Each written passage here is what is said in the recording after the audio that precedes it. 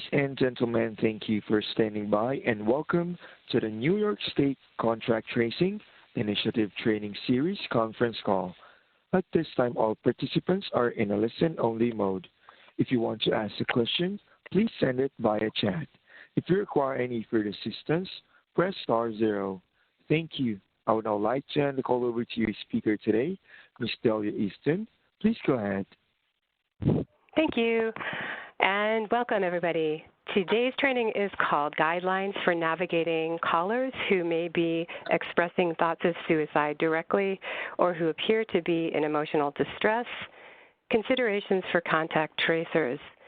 And it will provide suggestions and guidance should you be on a call with a contact who's expressing thoughts of suicide. While it's unlikely that this will occur often, we hope. We want you to be prepared and feel confident that you can play a role in getting someone connected to more formal types of help. It is important to note that this training is not intended to take the place of counseling or professional assistance. Today's trainers are Gara Lloyd Lester and Sylvia Gigliotti. Gara is the director of the New York State Suicide Prevention Community and Coalition Initiatives for the Suicide Prevention Center of New York State. As director, he works with state and county partners and departments, local governmental units, local coalitions, and other systems to build capacity to help reduce the burden of suicide across the lifespan. This work is accomplished through systems-level planning, coalition building, program development, and training, among other activities. Gara is an instructor for several suicide prevention programs and has developed content to support local suicide prevention coalitions and partner agencies.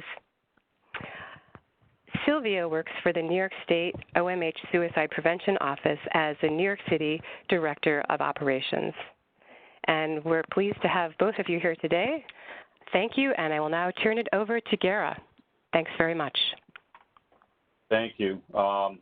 I'm going to pull up my screen, and I just want to thank everyone for joining us this afternoon. See if I can, there we go. So really appreciate the opportunity to share a little bit of information, and this is going to be a high-level overview. If I can get this to advance. And just a little context in terms of why are we having this conversation for you as contact tracers about suicide prevention? And we know that your primary role is not designed or really intended to work with individuals experiencing thoughts of suicide. And this is not a counseling service, and it's not being billed as such. However, from time to time, it might happen where you're reaching out to someone, and you might encounter somebody who becomes emotionally distressed due to the nature of the call, or maybe they were emotionally distressed beforehand and had their own worries and things going on. If that happens, if someone is emotionally distressed as a result of that call, most individuals will likely not be considering suicide, right, as a result of that call. Really important to understand that, and that the call itself will not cause someone to start thinking about suicide. However, for some people who might already be experiencing a number of life stressors prior to the call, you might be in a position to notice either direct or indirect signs indicating somebody's thinking about suicide. So we're going to give you some suggestions and guidance of what you can do in such an event. It's also important, as was noted, that this training is not intended to take the place of counseling or professional assistance, right? You have, though, an opportunity, the potential opportunity to connect someone to life-saving resources. This content was informed by resources on the National Suicide Prevention Lifeline and other widely accepted Gatekeeper principles. So another way to think about why talk about suicide? And this is some fairly recent research from 2017 that takes a look at individuals experiencing suicidal thoughts or attempts and or having been medically treated attempts by adults by gender across the United States. And the purpose of highlighting this particular slide is to give us shared understanding that thoughts of suicide, the vast majority of the graphs, the bar chart there, thoughts of suicide are not necessarily that unusual, right? You can almost consider them to be part of the human condition. If we take a look at both men and women, right, we see a fairly significant amount of thoughts of suicide. When we look at attempts, you see that the numbers go way down, and then medically treated suicide attempts even more so. And why that's important is we want to be open to the understanding that for some people, for reasons that are unique to themselves, thoughts of suicide might enter the picture, right? So it would not be that unusual for a non-crisis calling center to encounter somebody who might be experiencing thoughts of suicide. So during the course of the next 50 or so minutes, what we're going to talk about is to gain a basic understanding of suicide and suicidal behavior and some of the related themes. And then we want to give you some concrete tools and strategies, right? What can you do to provide an immediate response for phone calls with individuals who are in suicidal crisis or distress? What would it look like to connect these individuals to individuals trained to provide an intervention or resources such as the National Suicide Prevention Lifeline or Crisis Text? And what are sort of the internal policy considerations and procedural considerations that folks should be thinking about? And again, what the workshop is not about, this is not really important, not a substitute for professional care for an individual experiencing suicidal thoughts. I think the hope and the promise of this content and of this work, though, is that you can play a crucial role in getting somebody who's experiencing thoughts of suicide to assistance. And before we dive down into the actual content, I think it is so important to have this as a reminder for all of us, right? I would imagine for each of you, on a good day, you might encounter just a little bit of stress, right? And if that's true, right, and then if it's also true that we might have the potential to interact with somebody experiencing thoughts of suicide, then this notion of self-care, authentic self-care, things that are restorative in nature, are really crucial, right? We need to be at the top of our game so that we can be there, so that we can be present for everyone. So I encourage each and every one of you to be thinking about, not just over the course of the next hour, but on a regular basis, what do you do for self-care? How do you integrate things that are restorative in nature into your day? It's so important, right, that you're able to take care of yourself in order to be present and to be able to take care of others. So we're going to start just by addressing some common myths about suicide that might get in our way, right, of being in a position to help. So there is this myth, and it can still be pretty prevalent in our society, that asking people, are you thinking about suicide, will give them the idea. In fact, that's one of the most common myths that's still prevalent, unfortunately. The fact is, inviting people to talk about suicide is very likely going to reduce stigma around the topic of suicide. Very likely it's going to lower their anxiety, right? Inviting people to talk openly about suicide opens the lines of communication. And it can very likely lower the risk of an impulsive act and promote help-seeking behavior. By us talking openly and directly about suicide, it sends the message of I care, and it sends the message that it's okay to talk about it. There's another myth that individuals struggling with thoughts of suicide keep their plans to themselves, that they don't directly or indirectly invite help or ask for help, right? And the fact is that the vast majority of people in a suicidal crisis show signs or invitations that they're thinking about death. signs might be verbal or not. And individuals around them may or may not recognize those signs, right?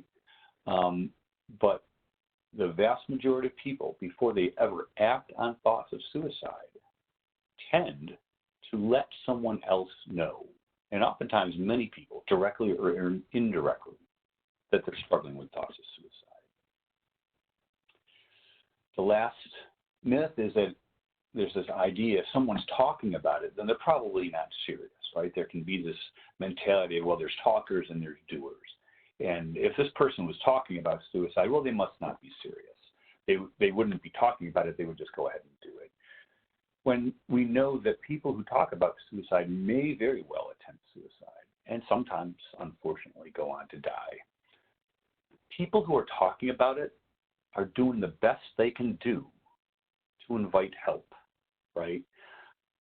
The takeaway message is if somebody is talking about suicide, if somebody is communicating about suicide, then we need to take that talk, we need to take that communication seriously. We don't want to put ourselves in a position to be the sole arbiter of is this person serious or not, right? Our role, potential role, is to get other people involved, right, so that there's more of a safety net for that person to help determine what does that person need to keep safe. So before we continue, we also want to address one of the most common questions surrounding suicide. What might lead someone to think about or attempt to kill themselves? Because for many of us, that can be so foreign in nature, right? How could somebody get to the point of thinking about ending their life? And so just to take a second to try to get a shared understanding of what that might be about for the individual struggling with thoughts of suicide. The vast majority of people struggling with thoughts of suicide often feel helpless and hopeless and alone and worthless, right? And so what a horrible feeling state to be in for any period of time, to feel helpless, like there's nothing you can do to change your situation, to feel hopeless, this sense of life was really hard yesterday, life is hard today, and it's not going to get any better tomorrow, right? This existential sense of why bother? This sense of feeling alone, that despite what might be evidence to the contrary, many people struggling with thoughts of suicide discuss feeling alone. They sort of have tunnel vision, right? That there's no one there for them. And a sense of worthlessness. Sometimes there's this feeling state of people would be better off without me. So it's not that the individual struggling with thoughts of suicide wants to die. It's that they don't know how to go on living at that particular moment in time while they're experiencing a great deal of emotional pain and hopelessness. For the vast majority of individuals where suicides become an option, suicide is not about death, but rather becomes some last resort where nothing else has worked to erase the pain, to erase the loneliness, and to erase the suffering. This thinking often happens in the context of a crisis the individual is facing, and maybe a series of crises, right? And if we think of ourselves as adults, we don't always see clearly when we're experiencing a crisis. And the same thing can be true for an individual struggling with thoughts of suicide. So suicide is really not about dying. It's about not knowing how to go on living at that particular moment in time with the psychic and the emotional pain that the individual is feeling. So we're going to run through two different scenarios. One is you've called someone and the individual tells you directly and without any prompting on your part that they're thinking about suicide. So what do? Well, step one, take a breath, right? Hopefully you'll never need to use any of this material as a contact tracer. Hopefully you'll never need to use any of this material in your personal lives. But if you do, it can be emotionally charged. So the first thing is to take a breath, right? The person on the phone, they might sound distressed. They might sound agitated. But they're telling you this because a part of them wants help to explore other options other than suicide. most people who are thinking about suicide are receptive to help. Step 2, right? Let's say the caller's name is John. You might let them know that you're glad they shared this information and that you'd like to be helpful.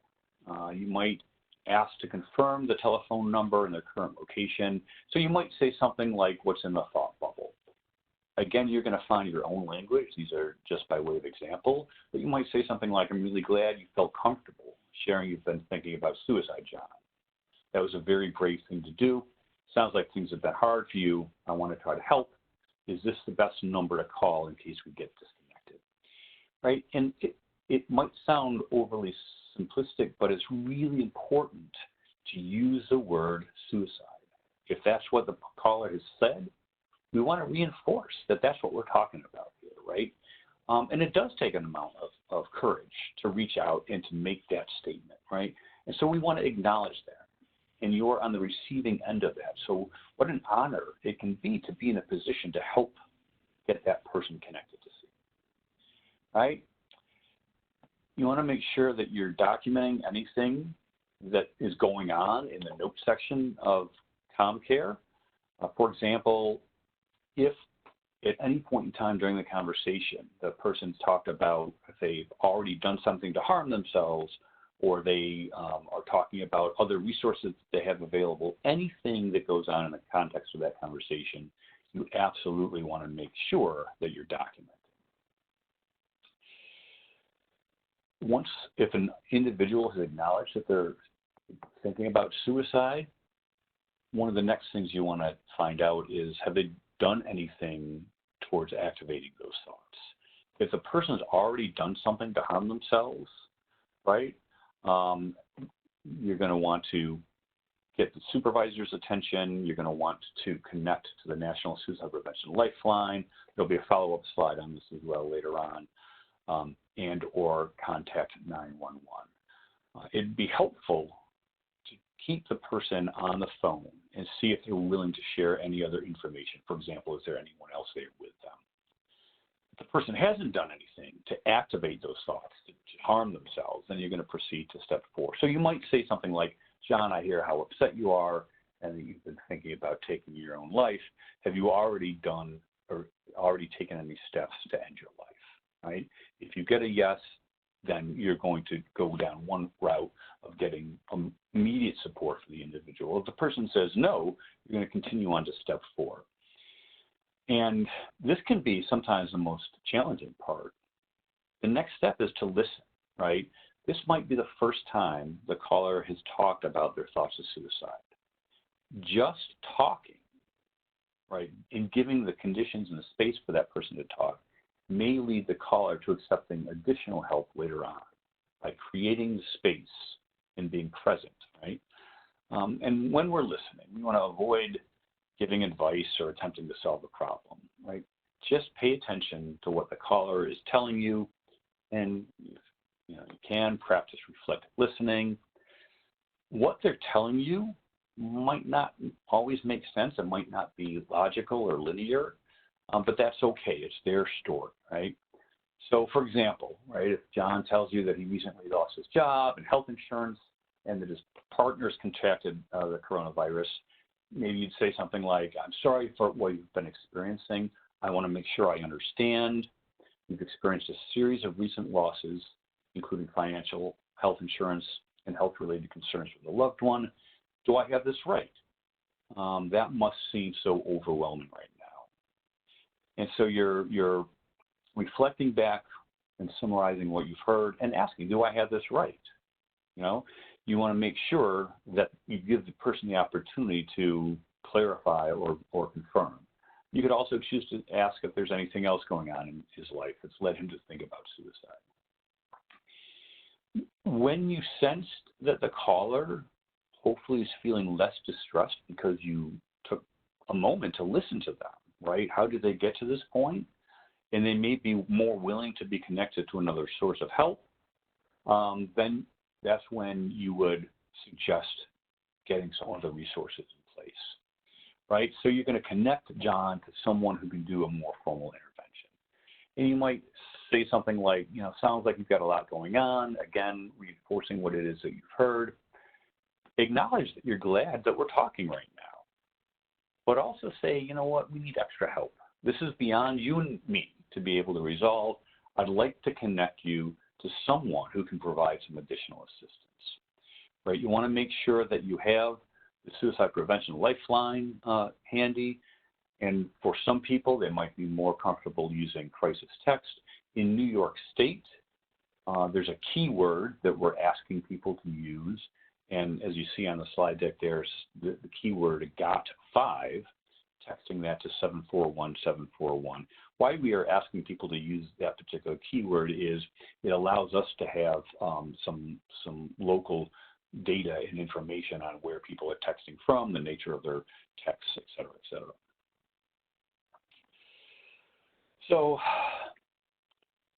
scenario 2 is you receive a typical call, if there is such a thing, and I don't pretend to know if there is a typical call in the nature of the work that you're doing. But you receive a typical call where initially there's no direct concern about suicide being expressed. But during the course of that call, you become worried that the individual might be considering suicide. For example, during the conversation, you hear the person, we'll say in this instance, we'll call them Sue, begin to make comments such as, I feel trapped, or it seems as though there's no point in trying anymore, or other comments that sound desperate and hopeless to you, right? If we were to hear statements like that or other indirect verbal clues, and this list is not exhaustive, right?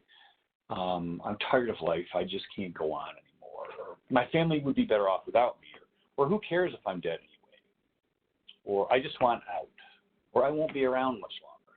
If we hear indirect clues such as that, and as we're having that conversation, our gut, our instinct is telling us this sounds different, it sounds hopeless, right?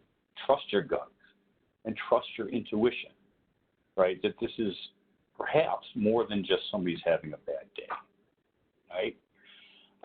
And it might be not just what you're hearing, right? But also the tone, the demeanor of the person's voice, right? If they have you concerned that something might be going on more than just,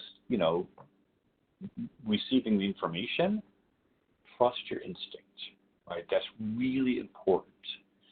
Is as human beings, right, to varying extent, we can all read people emotionally. And if your gut, if your instinct is telling you there's something different about this call and what the person is saying, give yourself permission to be curious and to follow up on your instincts. What you're hearing might not be connected to suicide at all, but it might be. The only way to find out for certain if what we're hearing is connected to suicide is to ask the question directly. Right? So you might say something like, wow, it sounds like you've got a lot of things going on, and you sound pretty hopeless and sad. And sometimes when people are experiencing similar issues, they begin to think about suicide as an option. And I wonder if you've been thinking about suicide.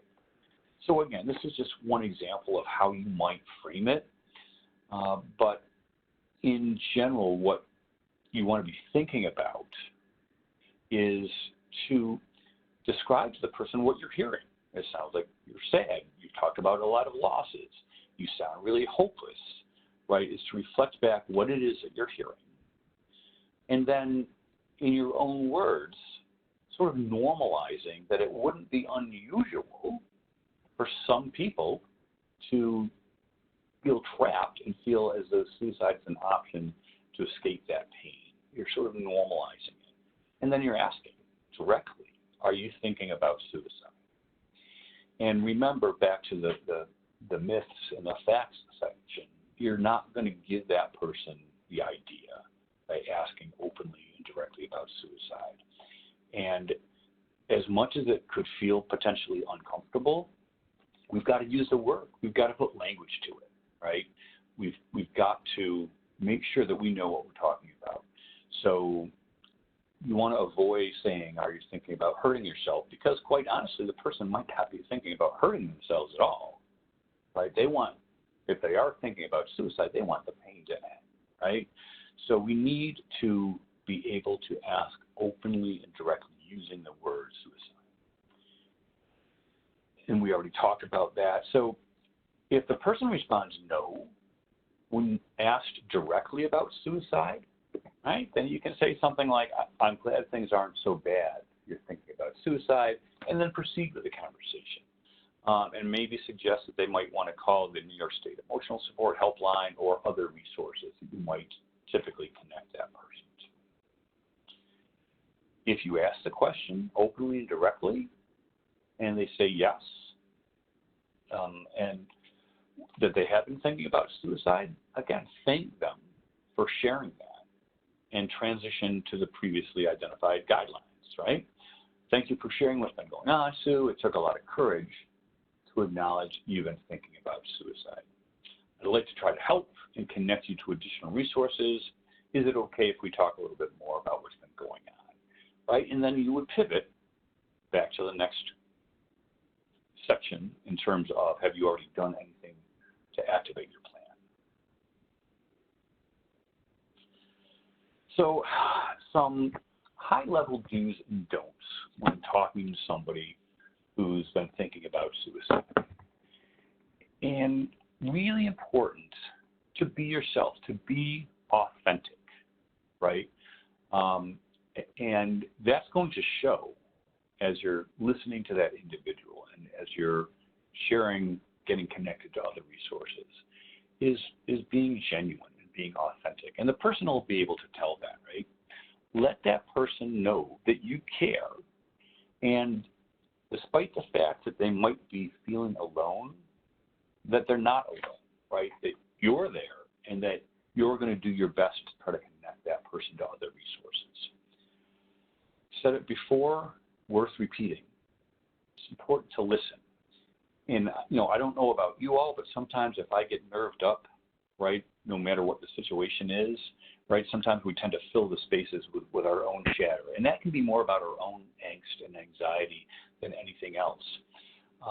But what can be really important for that person that you're talking to is to be quiet and to let them talk, because they might even, as they're talking about what's led them to considering suicide, they might even be able to come up with some of their own solutions, or at least begin, right, to consider other options. You might be the very first person that individuals ever shared they're having those thoughts about suicide, right? And so simply by sitting there and allowing them to talk, right, that can really go a long way towards helping that individual begin to think of other options. Let that person unload, right? Whatever they're going through, right? There might be anger, there might be despair. And again, important to remember, this is not about counseling. This is not about therapy, right? But think about a time in your own life when you've had some sort of life stressor, some sort of problem, and think about when a friend, a family member, a confidant has listened to you. And think about what that experience was like. Think about what was helpful. Think about what was not helpful, right? And chances are the things that were helpful to you are probably going to be perhaps things that might be helpful to that individual as well.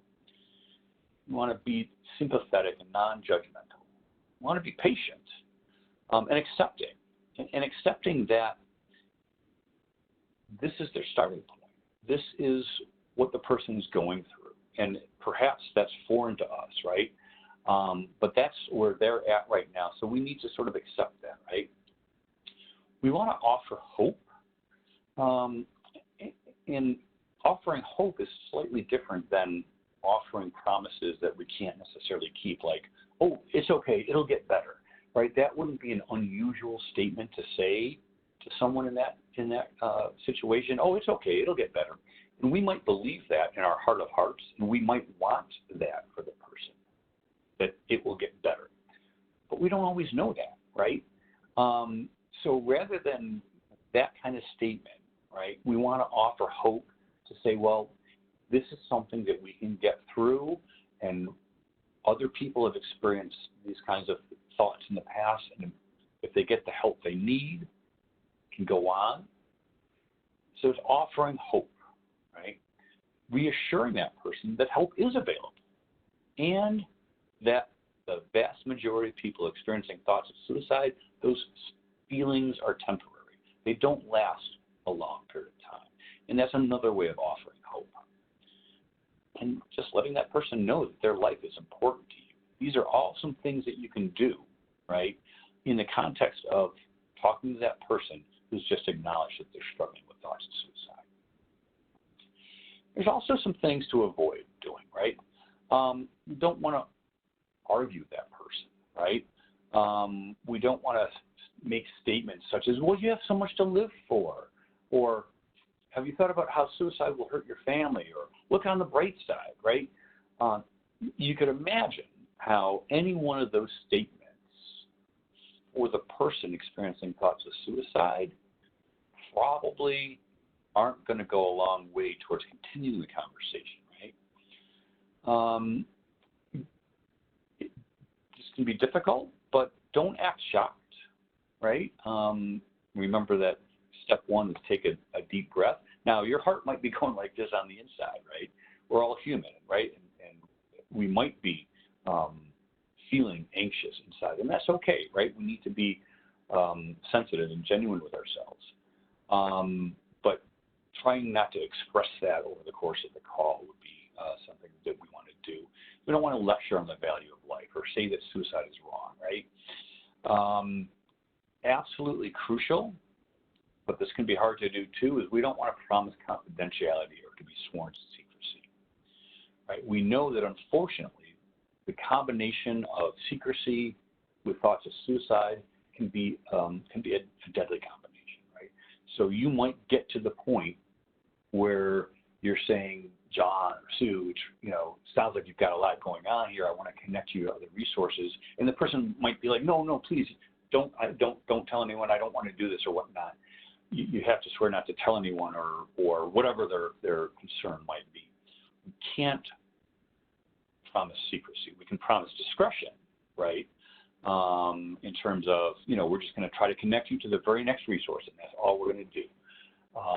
But you don't want to shoulder that burden of the person saying, oh, I'll never mind, it's okay, I'll be fine, right? It's really important that as someone in a position who's hearing those concerns, that you get other people involved. As tempting as it might be, we don't want to offer ways to fix their problems or give advice, or for that matter, make them feel like they need to justify their suicidal feelings, right? It's not about how bad the problem is, but how badly it's impacting and affecting that person.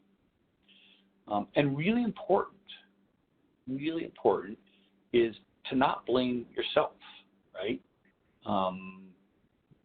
Suicide is complex in many respects, and what leads somebody to the point of considering suicide can have a lot of different sort of tributaries that get to that point, right?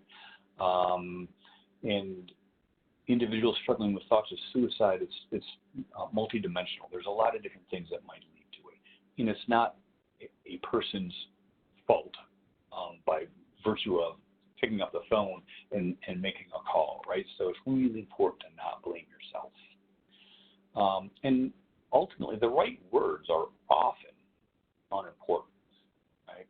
If you're concerned, your voice and your manner is going to show it.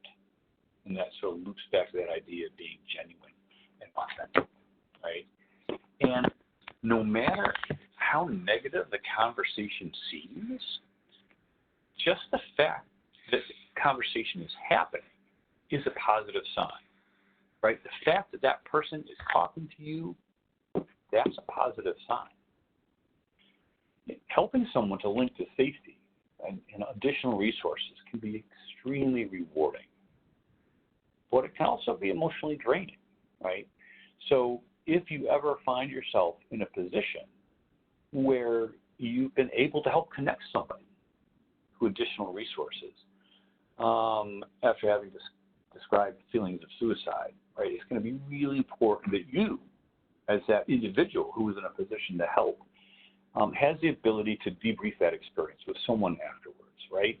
Just to share, just to ventilate yourself about what that was like.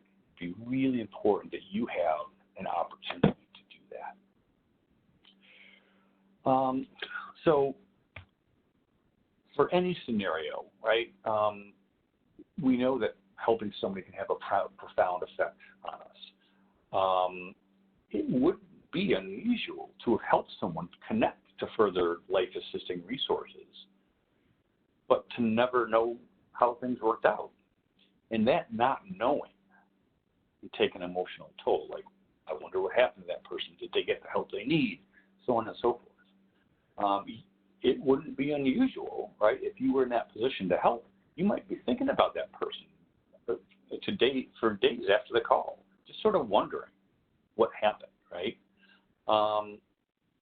It could also happen that you may have helped play a role in connecting someone to resources, like we've been talking about, and perhaps find out later on that that individual did indeed die by suicide.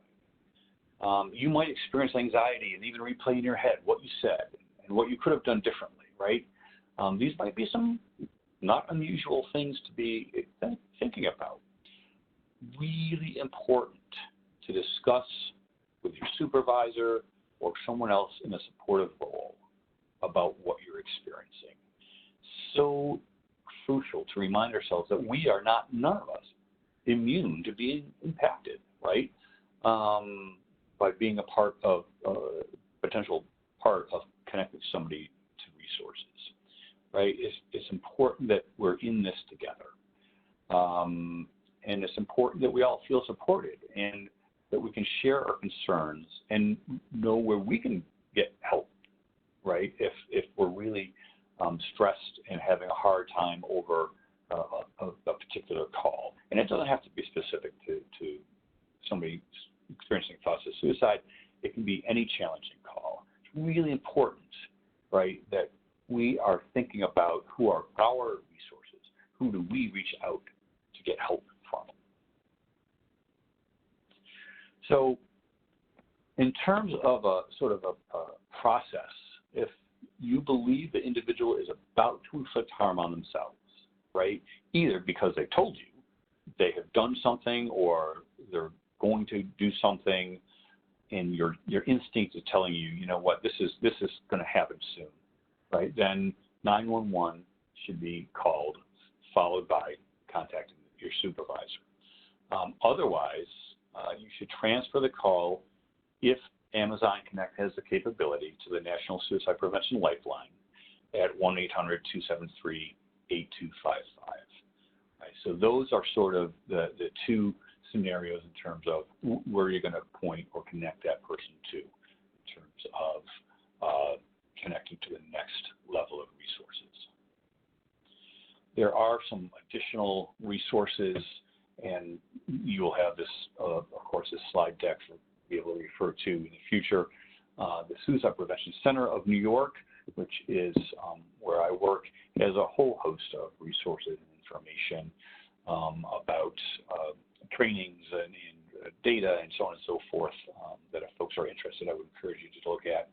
The National Suicide Prevention Lifeline actually has a host of different resources and information on it as well. Besides crisis text being something that you can text GOT5 to, there is a website that you can explore. There's also the Trevor Project. The Trevor Project is based out of San Francisco. There's also an office in New York City. And the Trevor Project has a crisis line specifically for youth who identify as LGBTQ. And so that you can find the number for the Trevor Project at their website as well. And it looks as though, based on this slide, that we have bumped up against the end of the workshop.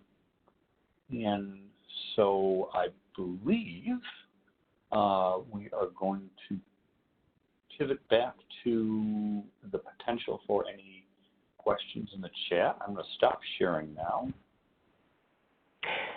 Thank you, Gara. That was a excellent training and really useful information.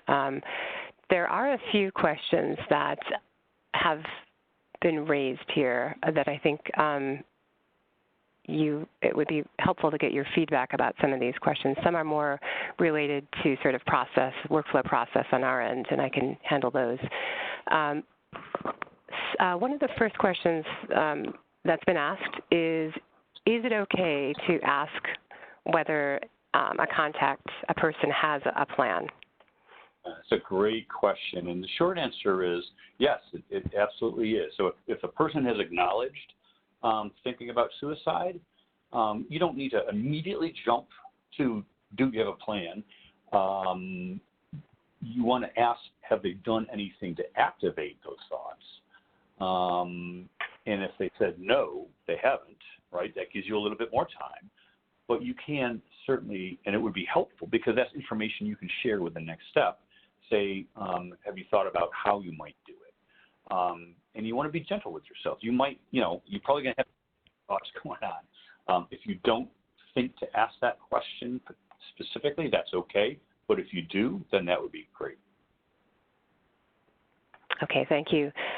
And another question that, again, most of these are related to our workflow procedure. Somebody else has mentioned this point that for those of us who have lost someone very close to them, presumably from suicide, this experience might be too triggering.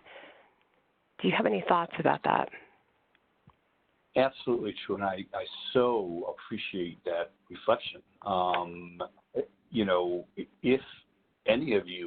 If any of you on the call have experienced a loss by suicide, my heart goes out to you. There is no loss like a loss from suicide, right? And everybody's journey towards healing, right, is going to be different. And so if you find yourself in a position where you're taking a call from somebody who is expressing thoughts of suicide, you're going to have to use your own judgment, right? Is what is your capacity to help this individual in this moment? And hopefully you're able to get that person connected to somebody else, right? But ultimately, if you've experienced a loss yourself, or if you're somebody who's dealt with your own thoughts of suicide in the past, right? Again, really crucial, really important that you reach out to somebody, whether it's through the American Foundation for Suicide Prevention, if you're connected with them, if whatever the resource might be. It's really important that you make sure you have somebody to process that call with and that experience with. Okay, thank you. Here, another question just came in. Someone's asking if one has attempted suicide themselves, is it unprofessional for that contact tracer to mention that, to refer to that, as part of trying to identify with the contact? Again, another great question, and I think, ultimately, when we think about disclosing anything about ourselves, right, one has to think about what's the benefit, right? We certainly don't want to inadvertently make this about ourselves, and certainly there absolutely be potential advantage in somebody knowing that somebody else has experienced thoughts of suicide and has survived them. In this setting, right, in this context where it's a brief call, right, or you anticipate there's going to be a brief call, chances are that there might not be as much benefit in this scenario to do that self-disclosure.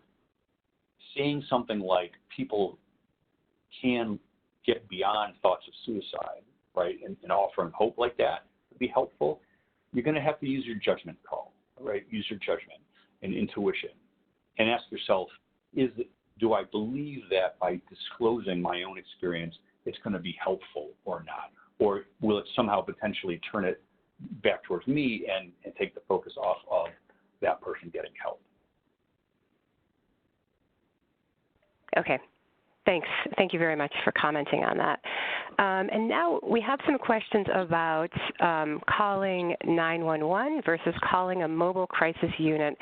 In the past, this group had been, from prior trainings, we had from folks from OMH, Sarah Curry-Kose and Stephen Moskowitz.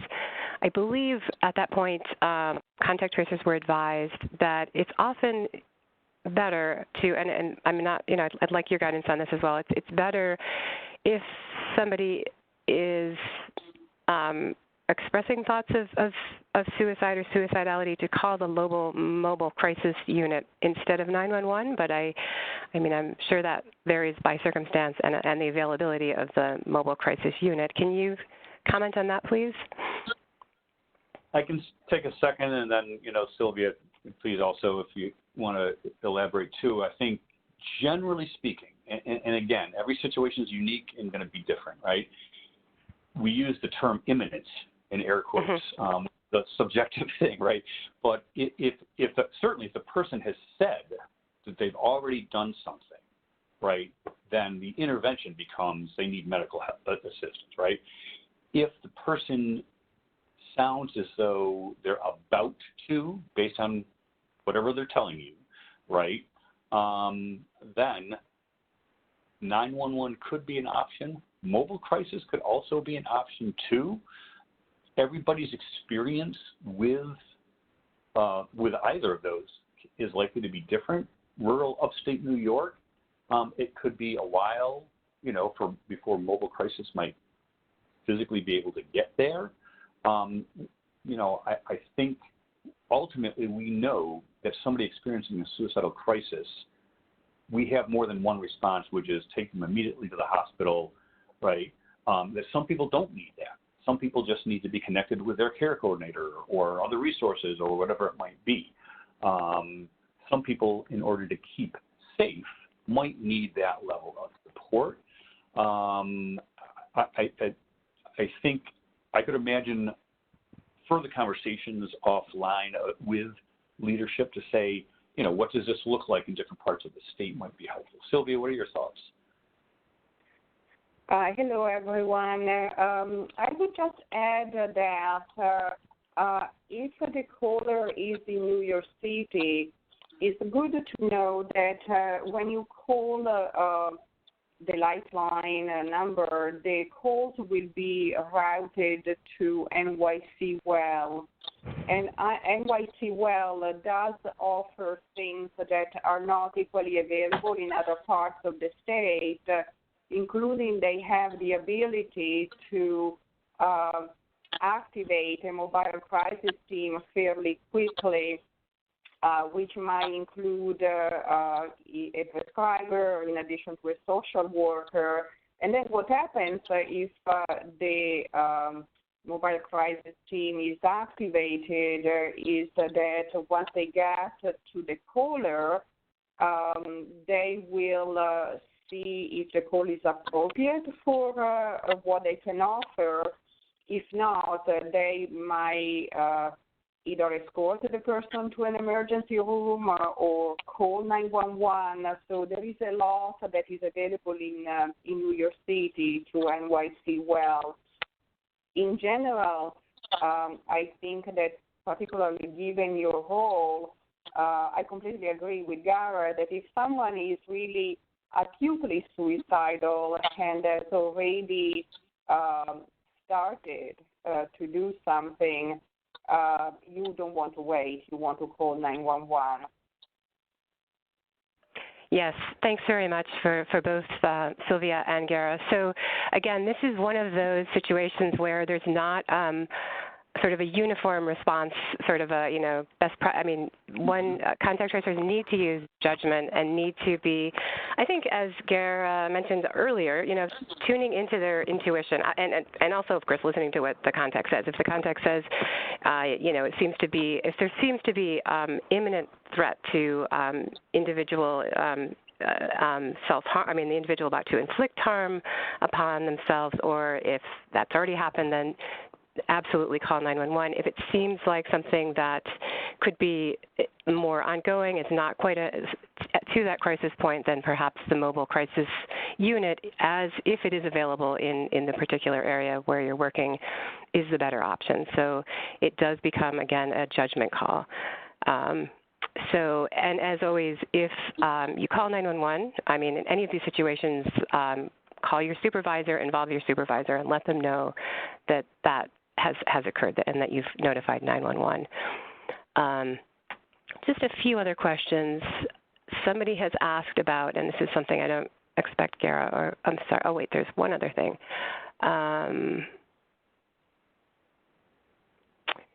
Somebody's asking, do you recommend to call 911 while on the phone with the individual, or do you hang up and then call 911 emergency services for a wellness check? And that sort of loops back to the other question, right. About, so ideally, we want to keep that person on the phone. We, keep them engaged, even if we know that we want to connect that person to 911. Logistically, I don't know if that's going to be possible, because I'm assuming this work is happening. I don't know that actually the context of where it's happening, so from people's homes or where the calls are being generated from. But ideally, you want to keeping that person on the phone if at all possible, right?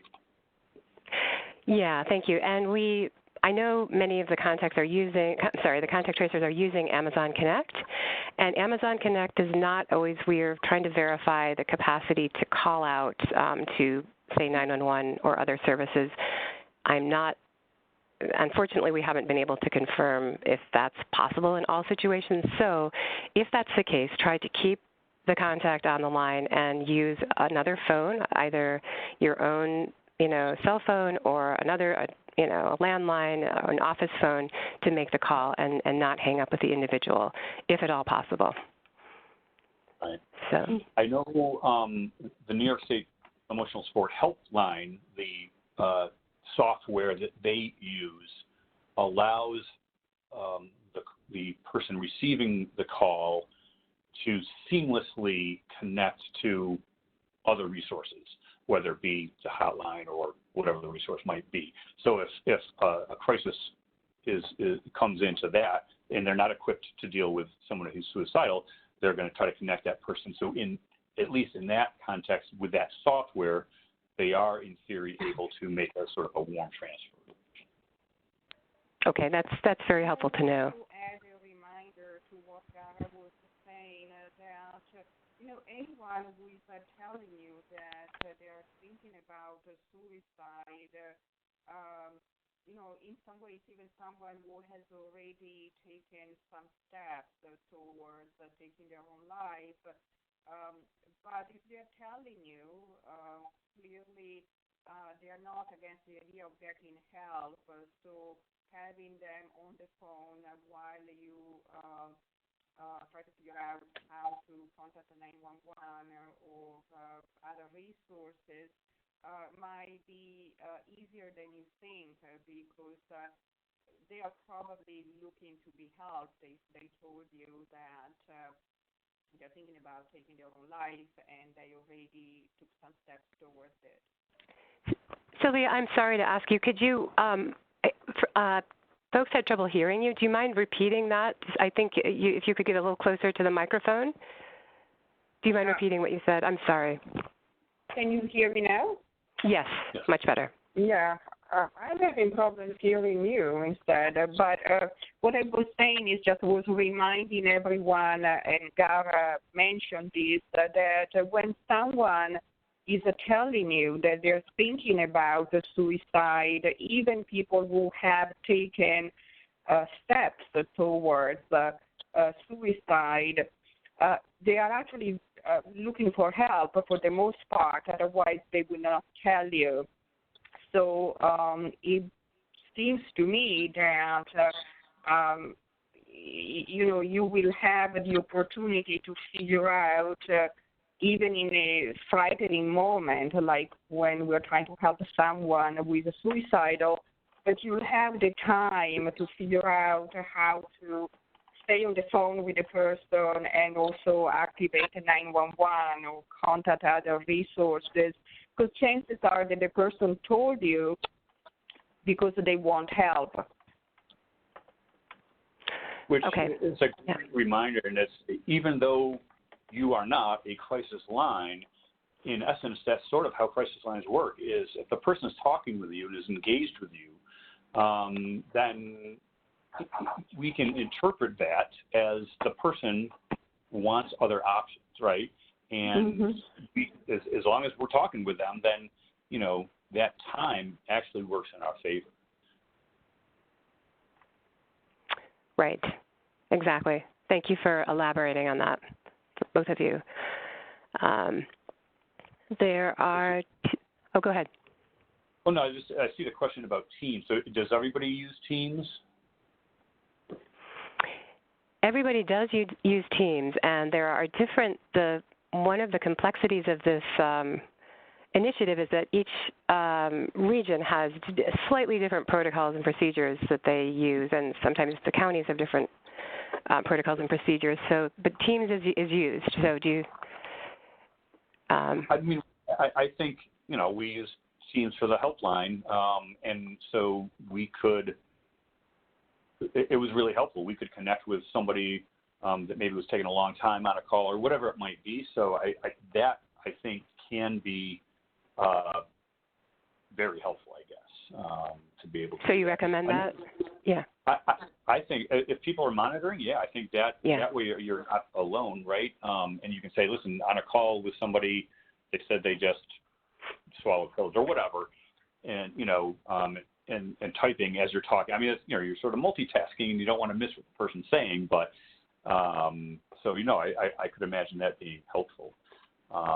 From a process perspective too, because every county is different and resources are going to be stretched thin and different. If you haven't already, maybe connecting with the Conference of Local Mental Hygiene Directors and posing questions,